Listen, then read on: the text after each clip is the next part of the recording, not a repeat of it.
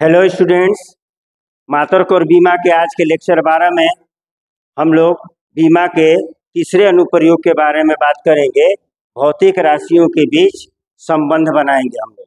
ठीक है, इससे पहले 2 लेक्चर हो गया है, उसमें हम लोग देखे हैं कि किसी भी भौतिकी के सूत्र को सत्यापित करना और दूसरा था कि भौतिकी की एक मात्रक को दूसरे मात्रक में की पद्धति में कैसे बदला जाए। तो चलिए हम लोग आज देखते हैं कि भौतिक राशि के बीच संबंध कैसे स्थापित किया जाता है और उसका क्या होगा। ठीक है, देखिए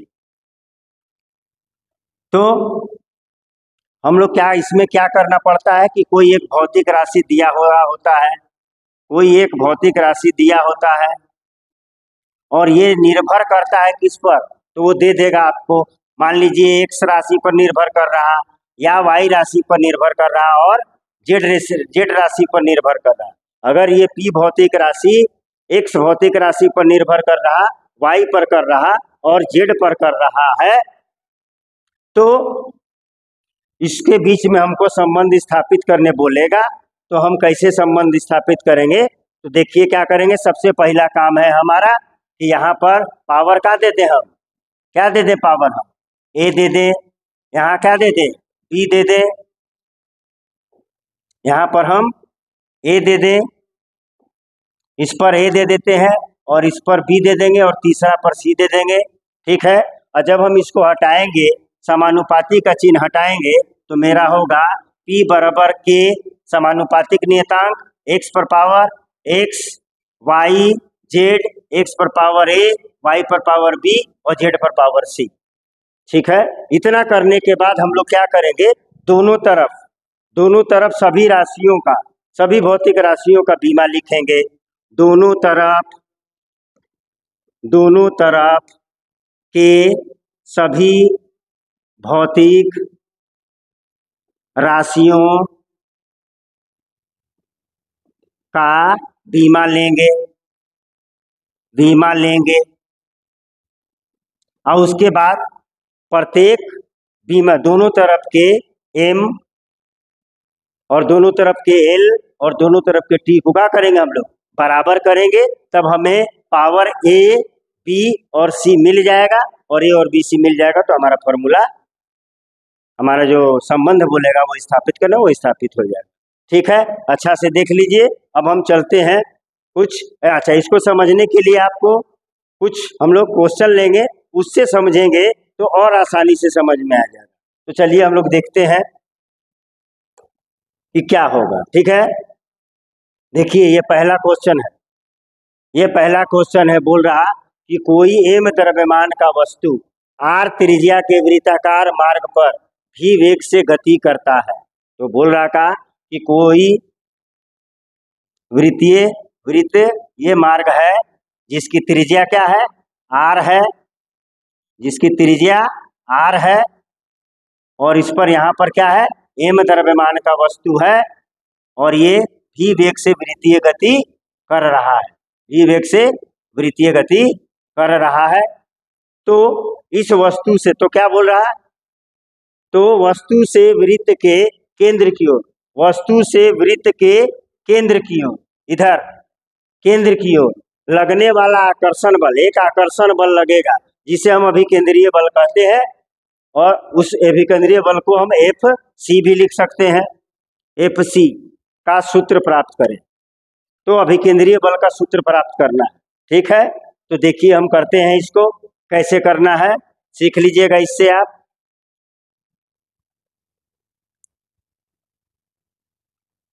ठीक है, देखिए ये क्वेश्चन क्या बोल रहा है, क्वेश्चन हम आपको पूरा डिटेल करवा देते हैं। क्वेश्चन बोल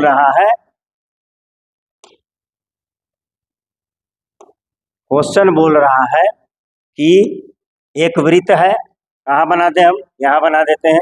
एक वृत्त है, वृत्त का त्रिज्या कितना है, वृत्त का त्रिज्या जो है वो r है और इस वृत्त पर m द्रव्यमान का वस्तु v वेग से क्या कर रहा है, गति कर रहा है, v वेग से गति कर रहा है और इस m द्रव्यमान से केंद्र की ओर एक बल लग रहा है जिसे अभिकेंद्रीय बल कहते हैं और इसी बल का हमको क्या निकालना है, सूत्र निकालना है। तो देखिए क्या है पहला काम कि क्या बोल रहा है, एफ सी किस पर निर्भर कर रहा है, तो एम पर निर्भर कर रहा है, एम पर, फिर किस पर, भी पर और आर पर निर्भर कर रहा है। तो एम पर पावर हम क्या बोले हैं आपको, ए दे दीजिए, इस पर बी दे दीजिए और इस पर सी दे दिए। उसके बाद हम क्या करेंगे कि एफ सी बराबर ले लेंगे के एम पर पावर ए, भी पर पावर बी और आर पर पावर सी ले लेंगे। यहाँ पर जब देखा गया तो के बराबर 1 आया, इसका मतलब एफ सी बराबर हो गया एम पर पावर ए, भी पर पावर बी और आर पर पावर सी। ये हमारा इक्वेशन नंबर 1 होगा, ये हमारा इक्वेशन नंबर 1 होगा। ठीक है, अब दोनों तरफ क्या लेना है हमको, दोनों तरफ बीमा लेना है। तो दोनों तरफ बीमा ले लेते हैं, दोनों तरफ हम बीमा लेते हैं, दोनों तरफ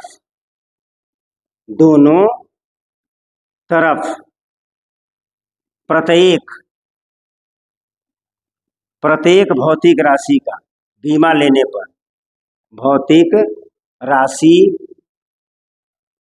का बीमा लेने पर तो देखिए ये बल है, बल का बीमा हम लोग जानते हैं MLT-2 होता है, बराबर आ जाइए। ठीक है, एम माने मास, द्रव्यमान का बीमा एम होता है और इस पर पावर कितना है, इस पर पावर ए है। फिर भी माने वेग, वेग का क्या होता है बेटा, LT-1 होता है और इस पर पावर कितना है, बी। और क्या है, त्रिज्या, त्रिज्या का बीमा होता है एल और इस पर पावर क्या है, सी है। अब हम क्या करेंगे, एम को इधर के एम और इधर के एम से बराबर करेंगे, इधर के एल और इधर के एल से बराबर करेंगे, इधर के टी को इधर उधर के टी से बराबर करेंगे, तो हमको ए बी और सी का वैल्यू मिल जाएगा और आंसर आ जाएगा। उसको उस ए बी सी का वैल्यू समीकरण 1 में रख देंगे, मेरा आंसर आ जाएगा। ठीक है, तो देखिए हम निकालने का कोशिश कर रहे हैं। देखिए तो इधर देखिए एम पर पावर कितना है, इधर 1 है, उधर देख लीजिए, उधर एम पर पावर कितना है, ए है, एम पर पावर ए है, तो ए बराबर कितना आ गया, 1।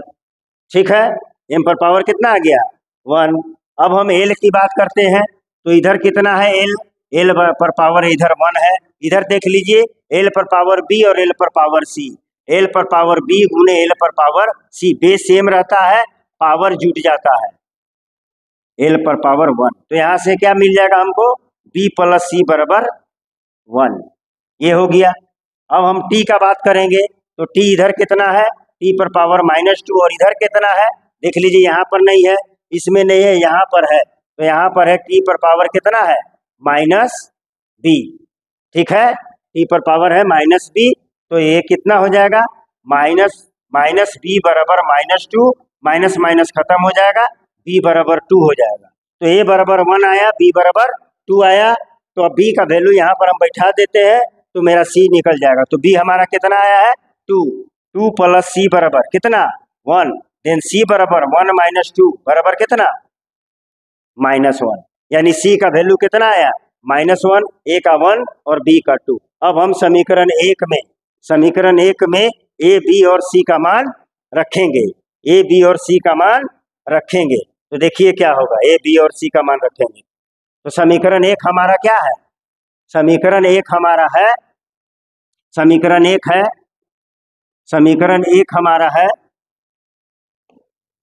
एफ सी बराबर एम पर पावर ए, भी पर पावर बी और आर पर पावर सी, देन एफ सी बराबर एम पर पावर ए 1 है, भी पर बी कितना है, 2 है, और आर सी कितना है, -1 है। ठीक है, तो अब देख लीजिए क्या होगा, एफ सी बराबर एम पर पावर 1 है, एम लिख सकते हैं, भी पर पावर 2 है, भी स्क्वायर लिख दिए, और ये आर पर पावर -1 नीचे जाके प्लस हो जाएगा, और ये हो जाएगा आपका आर। ये आपका अभिकेंद्रीय बल के का सूत्र हो गया। जो क्वेश्चन पूछा था वो हमने क्या किया, आपको बता दिया। ठीक है, समझ में आ गई। अब हम एक और एग्जाम्पल लेते हैं, उसके थ्रू आपको बताते हैं। ठीक है, तो एक एग्जाम्पल और लेते हैं, देख लीजिए आगे है तो एक और एग्जाम्पल। ठीक है, एक पेंडुलम की घड़ी है। क्या है भैया, एक सरल पेंडुलम घड़ी है। सरल पेंडुलम घड़ी मैंने समझते हैं, देखिए ऐसे रहता है, देखे होंगे आप लोग पिक्चर में या घर में। यह ऐसा पेंडुलम की घड़ी होती है।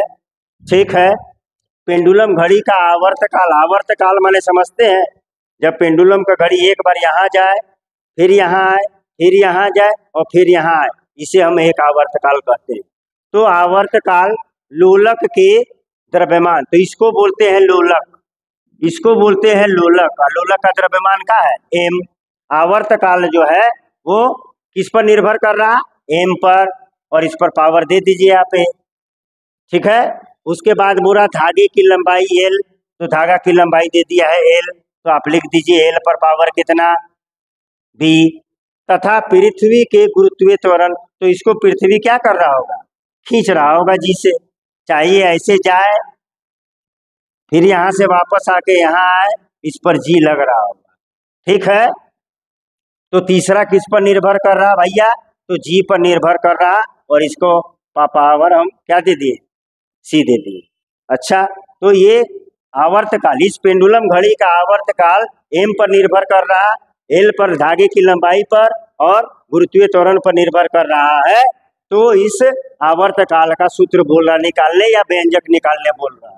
ठीक है, तो अब इसके बाद हमको क्या करना है, हम आपको बताए हैं। आप लिख सकते हैं यहाँ पर टी बराबर समानुपाती चिन्ह हटाइएगा, क्या आएगा, के, एम पर पावर ए, एल पर पावर बी और जी पर पावर सी। और यहाँ पर जब चेक किया गया तो के बराबर हमारा आया 1/1 नहीं आया, कितना आया, 2 पाई। कितना आया, 2 पाई। के का वैल्यू कितना आया, 2 पाई। ठीक है, के का वैल्यू 2 पाई आया। एम पर पावर ए, एल पर पावर बी और जी पर पावर सी। ये इक्वेशन नंबर क्या है आपका, ये इक्वेशन नंबर 1 है। और इस इक्वेशन नंबर 1 में ए, बी और सी का वैल्यू हम निकाल करके बैठा देंगे, मेरा आंसर आ जाएगा।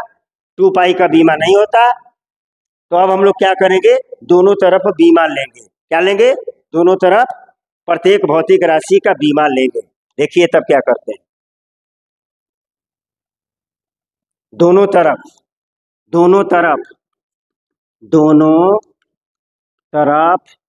प्रत्येक भौतिक राशि का बीमा लेने पर, तब देखिए इधर आवर्तकाल है, तो आवर्तकाल का क्या होता है, टी।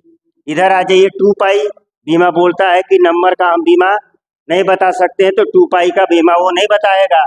बराबर द्रव्यमान का क्या होता है, एम। लंबाई का क्या होता है बेटा, एल। लंबाई का बड़ा एल, छोटा एल कभी मत लिखिएगा, बड़ा एल। और गुरुत्वीय त्वरण का होता है एल टी -2, और इस पर पावर कितना है, ए, इस पर बी और इस पर सी। अब दोनों तरफ का बीमा हम क्या करें, बराबर करें। तो फिर वही बात, 3 बात हम करेंगे।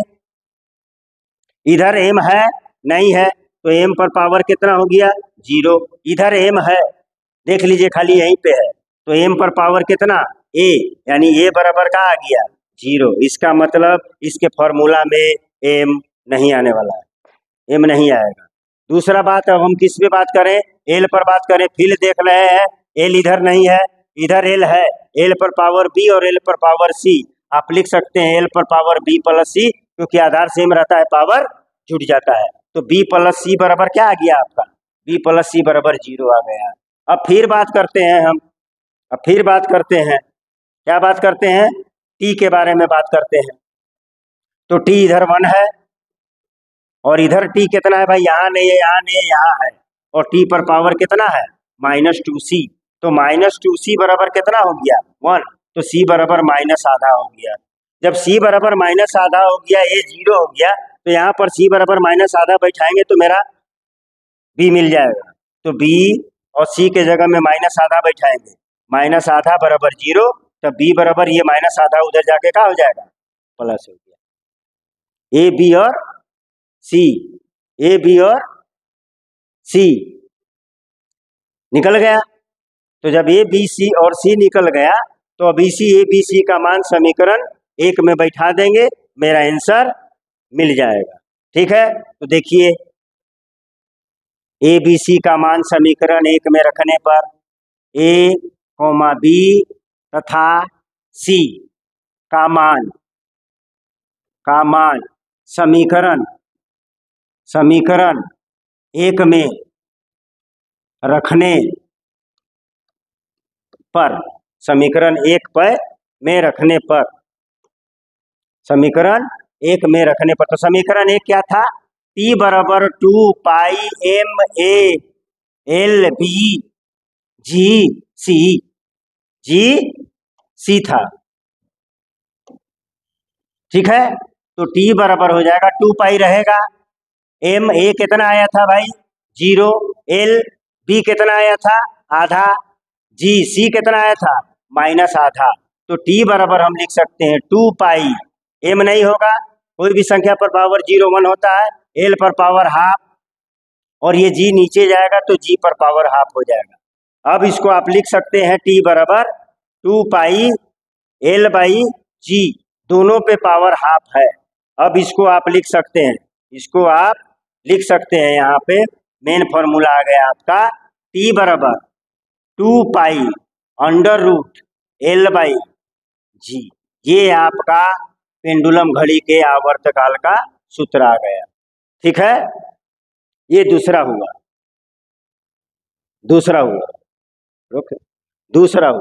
रोकना है। ठीक है, तो ये हमारा हो गया, समझे, यहाँ पर छूट गया। ठीक हो गया। अब नेक्स्ट प्रॉब्लम में हम चलते हैं, आपको आशा करते समझ में आ गया होगा। अब हम लोग नेक्स्ट प्रॉब्लम में चलते हैं। देखिए नेक्स्ट प्रॉब्लम क्या है, नेक्स्ट प्रॉब्लम क्या है, नेक्स्ट प्रॉब्लम,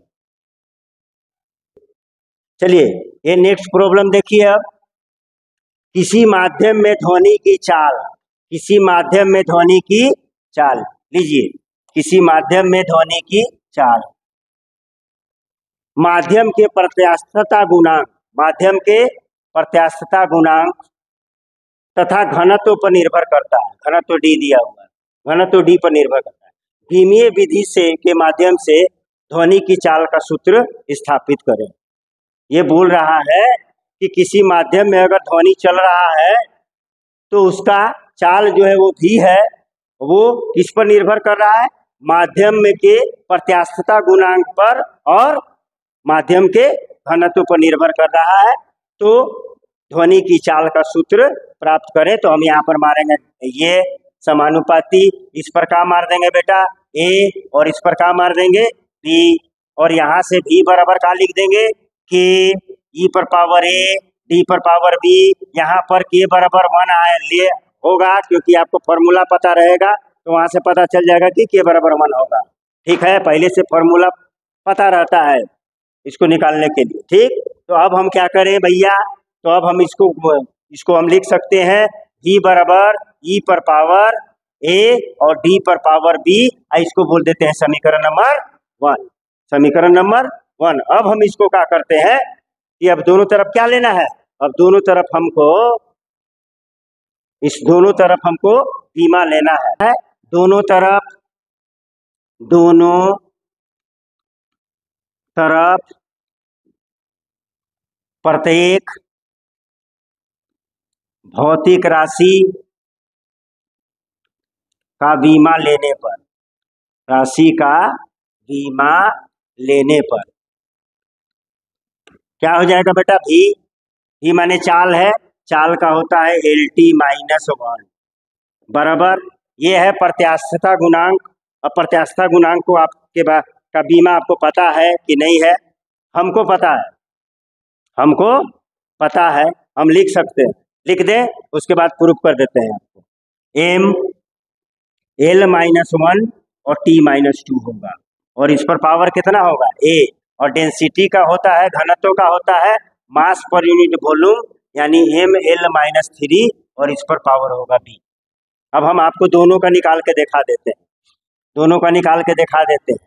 देखिए, प्रत्यास्था गुणांक ई का होता है प्रतिबल, प्रतिबल बटा विकृति, बटा विकृति। तो प्रतिबल होता है बल बटा क्षेत्रफल, ठीक है, बल बटा क्षेत्रफल।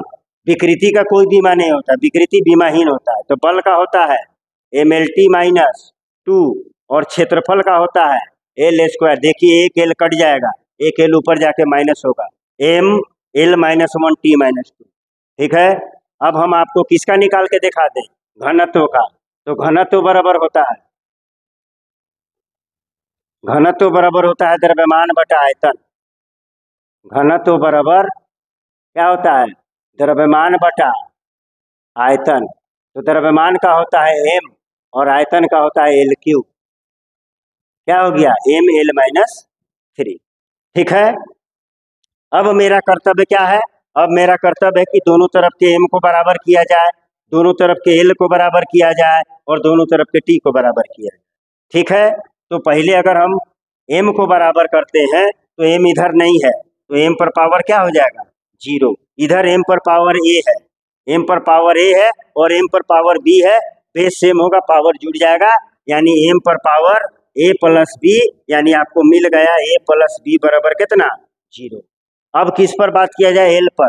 तो इधर देख लीजिए एल पर पावर वन है, इधर देखिए एल पर पावर माइनस ए और एल पर पावर माइनस थ्री बी। तो इधर हो जाएगा एल पर पावर माइनस ए माइनस थ्री बी, यानी माइनस ए माइनस थ्री बी बराबर कितना, वन, बराबर इधर वन है, वन। ये दो हुआ। तीसरा में हम अब टी का बात करेंगे।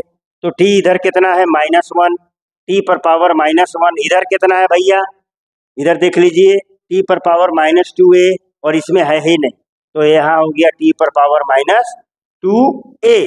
तो माइनस टू ए बराबर हो गया माइनस वन, ए और ए का हो जाएगा कट, माइनस माइनस कट जाएगा, ए बराबर हो जाएगा वन बाई टू। जब ए बराबर वन बाई टू हो जाएगा तो बी बराबर कितना आएगा, one by two plus B बराबर जीरो। तो बी बराबर कितना हो गया, माइनस वन बाई टू, ठीक है। अब आपको ए और बी निकालना था, आपने निकाल लिया। अब इसमें बैठा के निकालिए या ना निकालिए, कोई फर्क नहीं पड़ता है, यहाँ पे भी बैठा के निकालिएगा तो बी का मान माइनस वन बाई टू होगा। आपको हम चेक करके बता देते हैं, चेक करके हम आपको बता दे रहे हैं, आपको चेक करके हम दिखा दे रहे हैं। माइनस ए कितना है भैया, आधा, तो माइनस आधा, माइनस थ्री बी बराबर वन, ये माइनस उधर जाके प्लस हो जाएगा, three B one plus one by two, ये उधर जाके प्लस हो, दो एक दो एक, तीन, तीन बाई दो, यहाँ तीन बाई दो हुआ, माइनस थ्री बी हुआ। तो जब आप बी निकालिएगा तो थ्री बाई टू, और ये माइनस थ्री जाके यहाँ पर गुना हो जाएगा, ये और ये कट गया, फिर देख लीजिए माइनस वन बाई टू आया। हमने सिंपल आसान वाले पे बैठा कर निकाल लिया था, ये इससे भी निकालिएगा तो वही आएगा, वही आएगा। तो अब ए और बी हमारा निकल गया, अब इसका सूत्र हमको मिल जाएगा, मिल जाएगा। तो समीकरण नंबर एक में ए और बी का मान रखने पर, समीकरण नंबर एक में ए और बी का मान रखने पर, तो देखिए क्या होगा, ठीक है। देखते हैं आपको, देखिए समीकरण ए क्या था, एक क्या था भैया, भी बराबर ई पर पावर ए और डी पर पावर बी, ठीक है। तो भी बराबर ई, ए कितना आया था, ए कितना आया था, ए कितना आया था, ए आया था आपका हाफ, आधा, ठीक है। और डी, बी कितना आया था, माइनस आधा, ठीक है। तो भी बराबर हो जाएगा ई पर पावर आधा बटा डी पर पावर आधा, ई पर पावर आधा और डी पर पावर आधा, और इसको हम एक में लिख सकते हैं ई बाई डी पर पावर आधा, और इसको हम लिख सकते हैं भी बराबर आर, पावर आधा का मतलब होता है रूट ई बाई डी। ये आपका ध्वनि की चाल, ध्वनि के माध्यम की प्रत्यास्था गुणांक और माध्यम का घनत्व के बीच में क्या संबंध निकला या सूत्र निकला। ठीक है, अब हम लोग नेक्स्ट देखेंगे। देखिए नेक्स्ट क्वेश्चन क्या है। यदि कंपित तार की आवृत्ति n, लंबाई l, तनाव F तथा एकांक लंबाई का द्रव्यमान, यानी एकांक लंबाई का द्रव्यमान माने ये बोल रहा है m/l, इसी को ही क्या बोल रहा है m। ठीक है, ये बोल रहा है हो तो विमीय विधि से आवृत्ति के लिए सूत्र ज्ञात करें। तो क्या बोल रहा है, आवृत्ति जो है वो किस पर निर्भर कर रहा है, लंबाई, तार की लंबाई, तनाव माने F, तनाव माने F, और क्या बोल रहा है, एकांक लंबाई का द्रव्यमान, एकांक लंबाई का द्रव्यमान ये हो गया। अब हम इस पर क्या दे दें, A B C दे दें।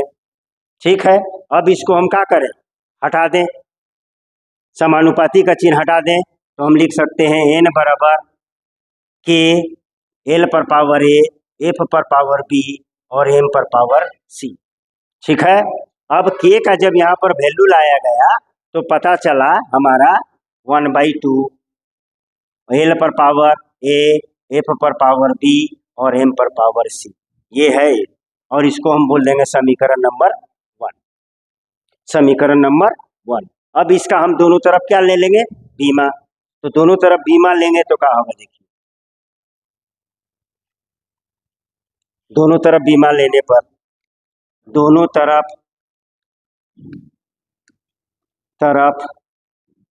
प्रत्येक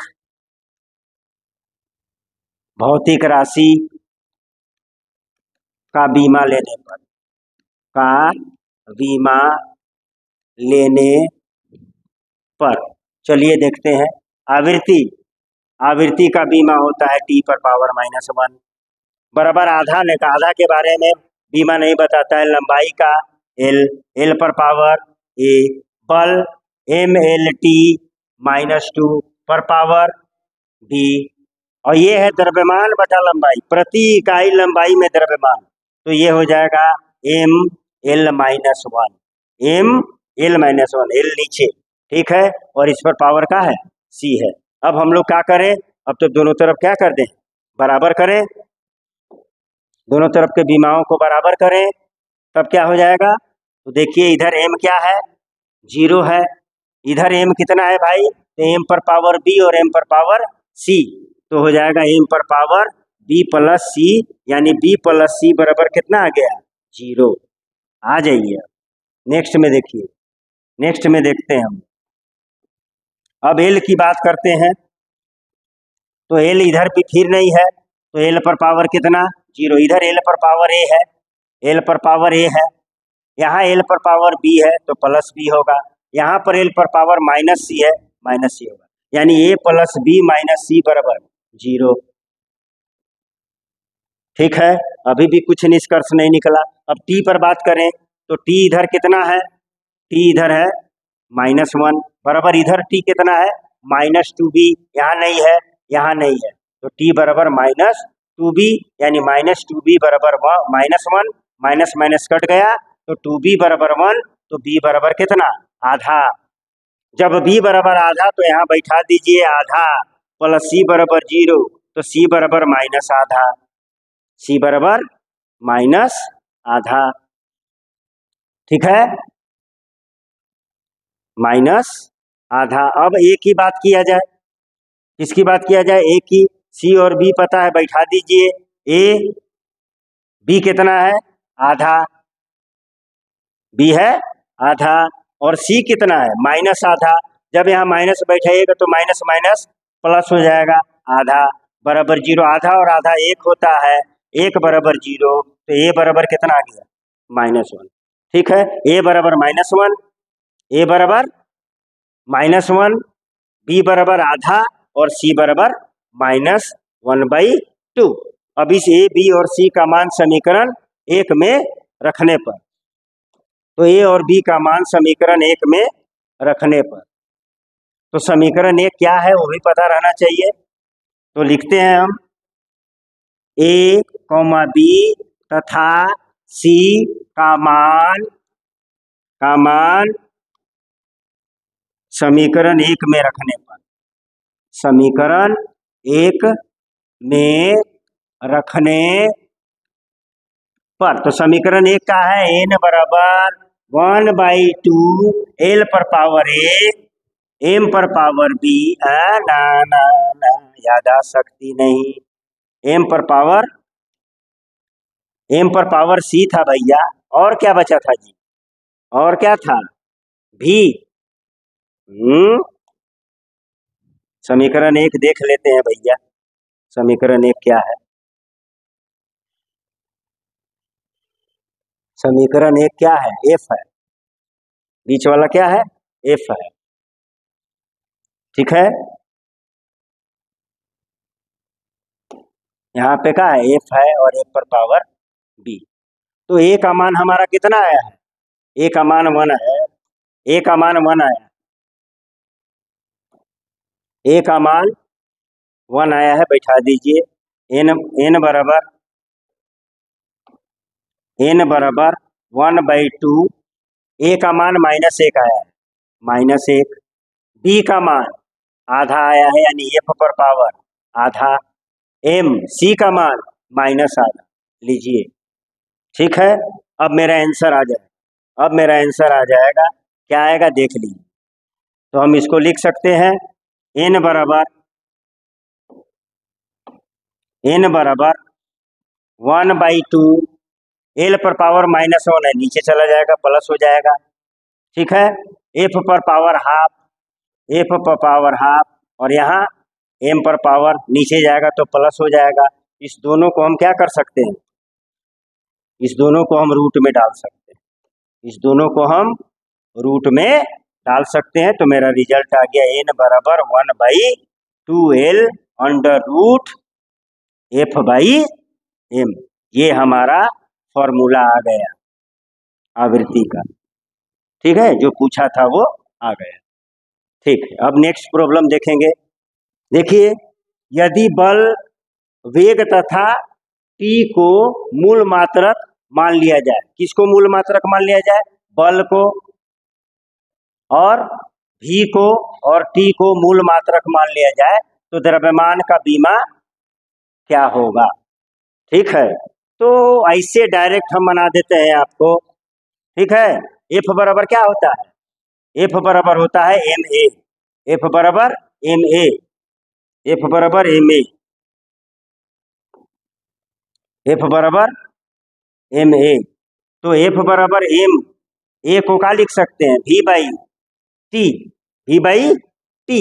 चलिए आइए, बन चुका, m निकालना है आपको, तो ये ft आ जाएगा, ft बराबर mv, तो आपको m चाहिए, तो ft/v, यानी f पर पावर 1 और t पर पावर 1 और v पर power -1। Option number v/t, tm f/v-1t, देख लीजिए, ऑप्शन नंबर डी होगा आंसर, ठीक है। ऐसे बनाया जा सकता है डायरेक्ट।